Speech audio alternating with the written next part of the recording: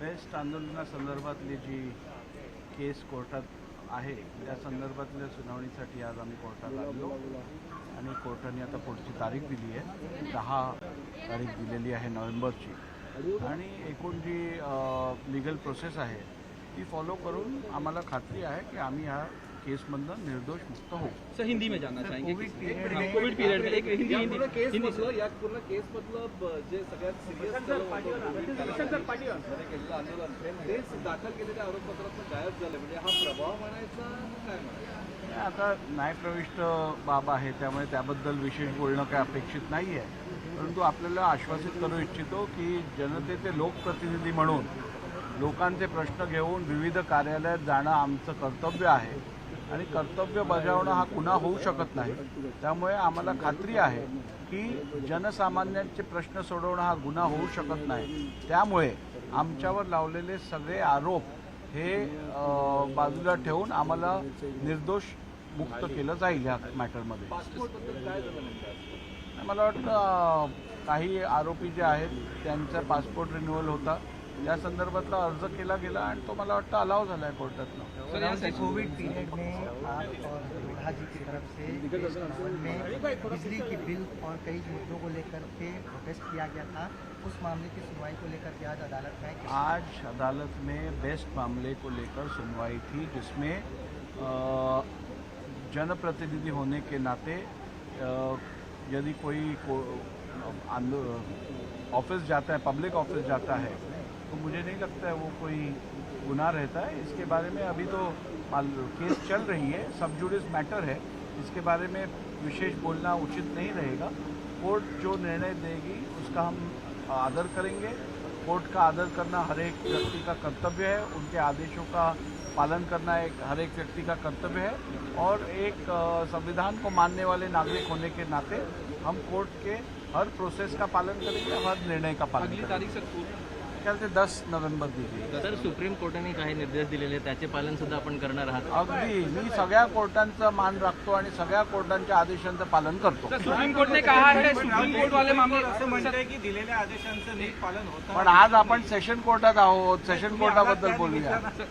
आपण इथे आले तर म्हणून नाही, मी आपल्याला आत्ताच सांगितल्याप्रमाणे एक लक्षात घ्या आपण की ज्या ज्या व्यक्तीचा संसदीय लोकशाहीवरती विश्वास असतो आणि ज्या व्यक्तीचा संविधानावरती विश्वास असतो त्यांनी संविधानाने स्थापित केलेल्या विविध अंगांचा, म्हणजेच एक्झिक्युटिव्ह असेल, ज्युडिशरी असेल किंवा लेजिस्लेचर असेल, या संस्थांचा मान राखणं, आदर ठेवणं हे क्रमप्राप्त आहे, आवश्यक आहे.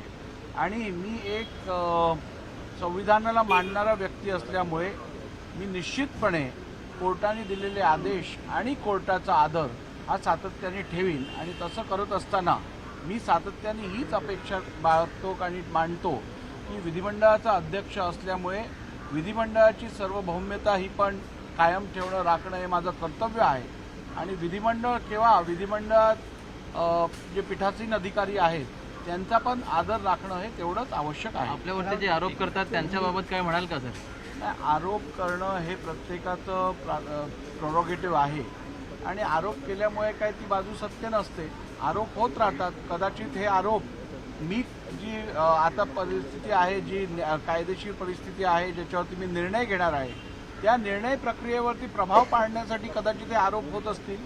त्यामुळे अशा आरोपांकडे दुर्लक्ष करून आपण आपलं काम योग्यरित्या, कायदेशीररित्या करत राहणं हेच अपेक्षित आहे आणि मी तसंच करणार. हिंदी में जानना चाहेंगे सर, सुप्रीम कोर्ट के जो आदेश है उसे बताया कि जिस व्यक्ति का संसदीय लोकशाही पर विश्वास है, जिस व्यक्ति का संविधान, सर्वोच्च न्यायालय हो, सेशंस कोर्ट हो, कोई भी न्यायालय हो, उनके आदेशों का आदर करूंगा और उनका भी आदर करूंगा.